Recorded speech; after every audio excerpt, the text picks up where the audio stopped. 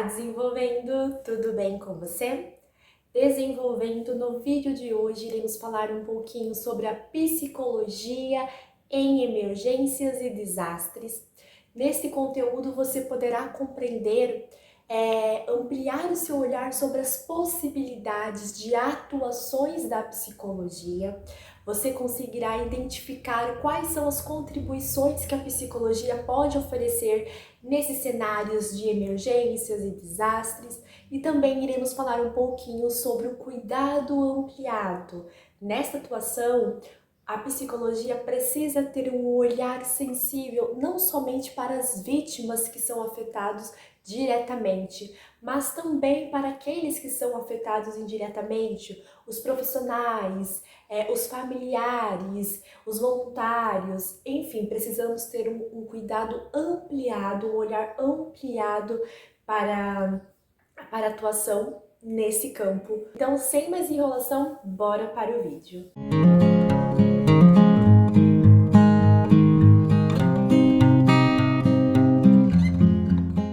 Desenvolvendo, sabemos que estamos sujeitos a nos acidentarmos constantemente. Podemos passar por uma situação de emergência mesmo estando protegidos ou mesmo não estando em situações de vulnerabilidades, pois diariamente nos colocamos ou somos colocados em situações de risco, por uma condição multifatorial mesmo. E mesmo ciente dessas possibilidades, nunca estamos preparados para vivenciar uma situação de emergência. Isso significa que quando esse cenário, quando essa situação quando estamos nessa situação, sempre somos pegos de surpresa. Emergência pode ser definido como uma ocorrência de grande perigo, já desastre pode ser definido como um acontecimento funesto, que geralmente acontece de forma inesperada, que provoca danos graves, qualquer ordem. Seja um acidente que envolve meios de transportes, seja uma situação que ocorre com alguém de forma lamentável, ou que é praticado por alguém de maneira involuntária. A inserção da psicologia nesta área é recente. Os primeiros estudos psicológicos sobre desastre foram desenvolvidos pelo médico psiquiatra e pesquisador Edward Steele, acho que eu estou falando certo, mas vou colocar o nome aqui para vocês, em 1909. Consistiram nos primeiros ensaios para a compreensão das questões relacionadas às emoções das pessoas envolvidas em desastre. A atuação do profissional, ela deve ser feita de forma muito sensível. É importante que, ao acolher as demandas, que seja feita de forma diversa, que seja feita considerando a existências de muitos Brasis, que seja feita considerando a experiência, os conhecimentos, as questões subjetivas que cada um traz, que cada pessoa que foi afetada por aquela situação traz. A atuação do psicólogo em emergências e desastre deve ser compreendida como multiprofissional. Isso significa que a psicologia sozinha, ela não consegue contribuir, atuar de forma integral. Portanto, ao entrarmos nesses cenários, nesses contextos, é importante termos em vista, termos em mente que é necessário fazer com outros profissionais, com outras equipes, com outros voluntários, é necessário uma atuação multiprofissional.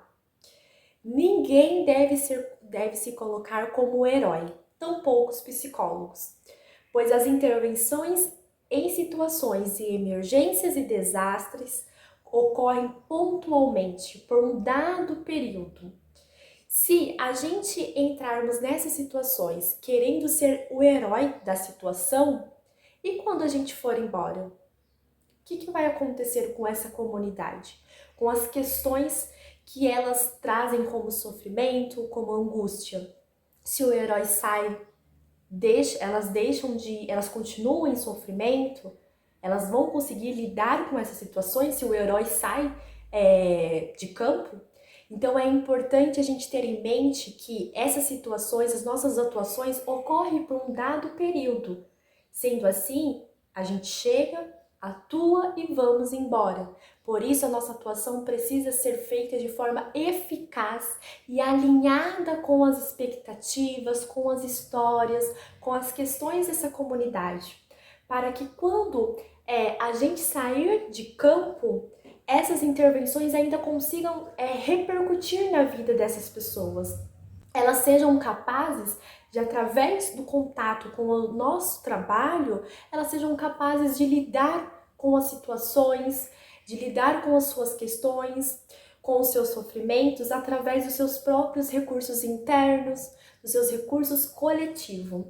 E assim, somando os trabalhos, somando os conhecimentos, a gente pode contribuir aí com o empoderamento dessa comunidade. A atuação nessas situações desenvolvendo requer bastante estudo e aprofundamento para responder às demandas que são bastante singulares a cada evento, exigindo adaptações.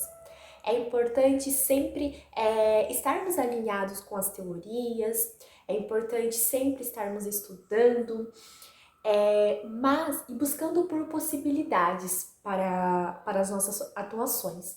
É importante que essas possibilidades elas não sejam fechadas, mas sim abertas para adaptações, para ser personalizada de acordo com a demanda, com a necessidade de cada contexto, de cada população. Pois os acontecimentos de emergências e desastres eles trazem alguns pontos parecidos com outras situações. No entanto, eles também trazem pontos singulares, questões particular desse evento, desse acontecimento. E essas questões, elas não podem ser ignoradas. Elas precisam ser trabalhadas também. Por isso que a nossa atuação não tem uma receita que vai se aplicar em todos os contextos. É necessário adaptações, é necessário considerar a existência, como já comentamos, de muitos Brasis. Então a gente precisa ter essa flexibilidade na nossa atuação, no nosso olhar. Alguns pesquisadores da área afirmam que as técnicas consideradas tradicionais, que propõem intervenções individuais, contribuem menos nessas situações. As ações coletivas e intervenções comunitárias são mais eficazes nos momentos de emergências. As ações coletivas também se justificam se pensarmos que a comunidade deve estar envolvida no processo, considerando que continuarão refazendo suas vidas. Então, através de algumas leituras, eu pude perceber que a maioria dos profissionais reconhecem que as ações, as intervenções realizadas de forma coletiva contribuem mais nesses contextos de emergências e desastres. E se a gente pensar nessa justificativa, faz muito sentido. Quando trabalhamos de forma coletiva, o indivíduo ele consegue ter o contato de como o outro, os conhecimentos que o outro tem sobre aquilo que ele está passando, sobre aquela situação, como ele está lidando. Essa troca pode contribuir para que, quando os profissionais saírem de vista, a comunidade está tão alinhada, está tão próxima, está tão unida, que pode ajudar aí que cada um consiga continuar refazendo a sua vida, dar continuidade aí na sua história, mesmo que quando os profissionais não estejam no campo. Então, essa atuação de forma coletiva, fortalecendo aí a união da comunidade, é muito importante nesse sentido, pois situações de emergências e desastres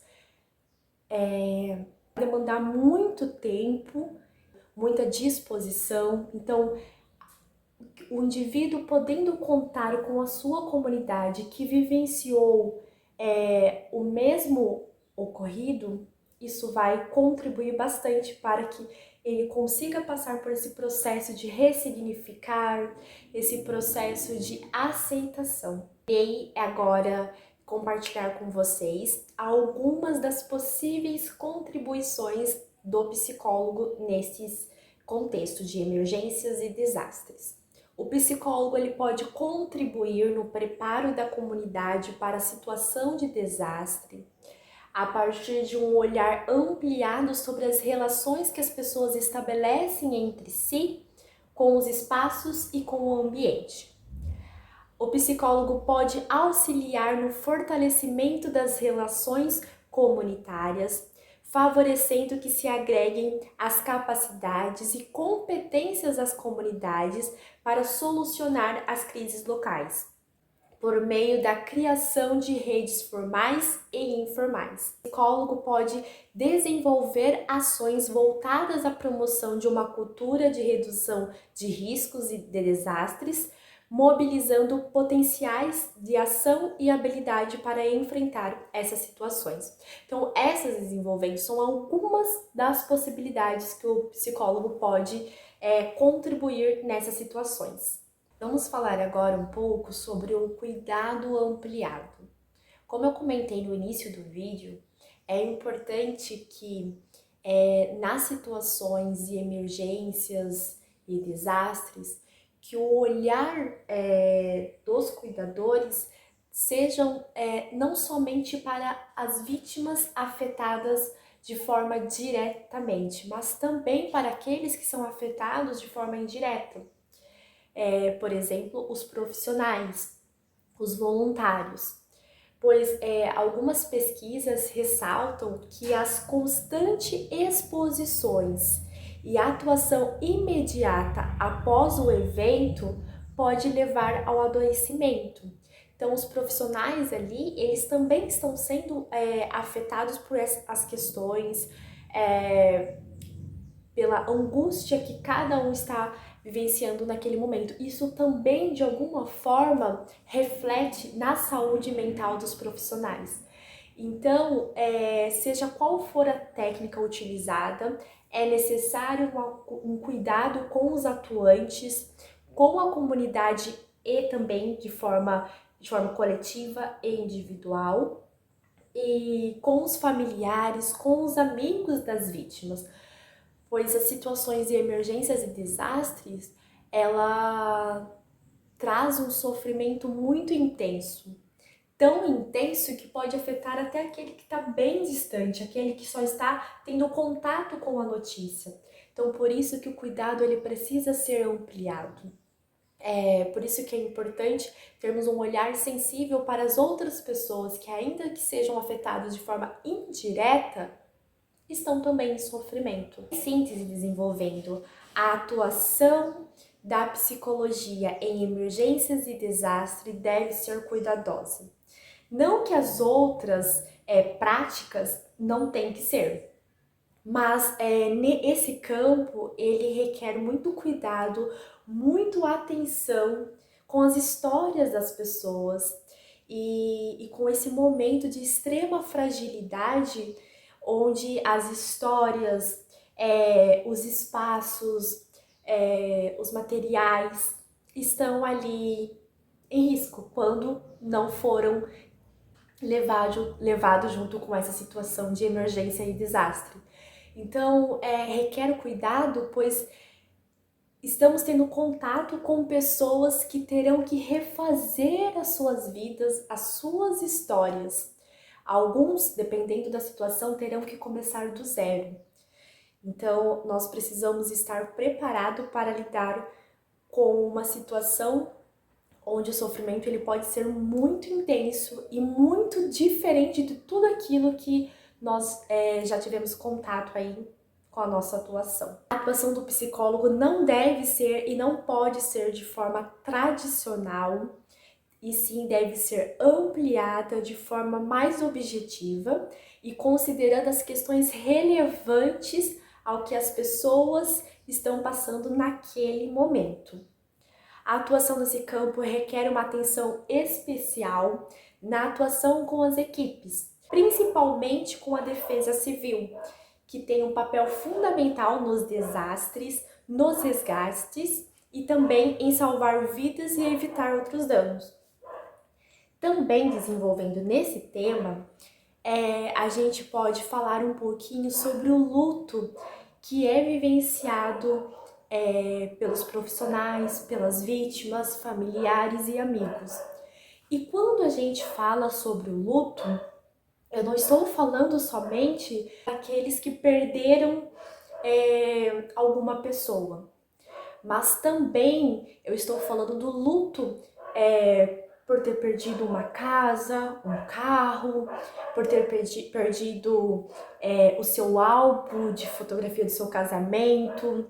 Enfim, o luto ele pode ser vivenciado não somente quando perdemos uma pessoa, mas também quando perdemos parte da nossa história. Só que esse tema sobre o luto eu gostaria de falar com vocês em um vídeo específico, onde a gente vai poder debruçar mais sobre esse assunto de forma mais profunda que esse tema merece, precisa, necessita, para falar a verdade. Então é isso, desenvolvendo, que eu separei para falar para vocês. É um tema muito novo para mim, falar sobre psicologia em emergência e desastre. É um tema que eu não tive muito contato até o momento na graduação. Então, é por isso que eu fiquei muito focada aqui na minha colinha, né? Para não falar nenhuma bobagem. Então, eu espero que esse vídeo ele tenha contribuído no seu desenvolvimento. Isso, desenvolvendo. Lembrando que todas as referências que eu usei nesse vídeo estarão na descrição desse episódio. Então, fiquem ligadinhos aí nas referências, na descrição. E se você gostou, se contribuiu no seu desenvolvimento, eu espero aí uma devolutiva da sua parte, né? Curtindo, comentando e compartilhando e se inscrevendo caso não seja inscrito. Eu também te convido a me acompanhar lá no Instagram, @FrancieleSilva_oficial. Por lá eu publico diariamente algum aprendizado, algum conhecimento sobre o universo da psicologia. E eu gostaria de terminar esse vídeo perguntando: você já tinha estudado esse tema, psicologia em emergências e desastres? Se sim, me conte aqui nos comentários e eu vou adorar ter essa interação com vocês. Do mais, um beijo da Franciele Silva, uma estudante de psicologia. Tchau!